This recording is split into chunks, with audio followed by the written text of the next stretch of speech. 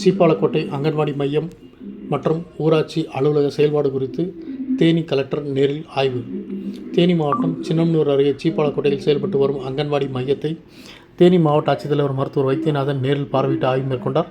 இந்த ஆய்வின் போது அங்கன்வாடி மையத்தில் வருகின்ற குழந்தைகள் வருகை குறித்தும் அவர்களுக்கு வழங்கப்படும் உணவின் தரம் குறித்தும் நேரில் ஆய்வு செய்தார். அதனைத் தொடர்ந்து அங்குள்ள ஊராட்சி அலுவலகத்தில் ஆய்வு மேற்கொண்ட போது ஊராட்சி அலுவலக பணிகள் மற்றும் அங்குள்ள அலுவலக செயல்பாடுகள் குறித்தும் பதிவேடுகள் குறித்தும் கலெக்டர் ஆய்வு செய்தார். இந்த ஆய்வின் போது துறை சார்ந்த அலுவலர்கள் உடனிருந்தனர்.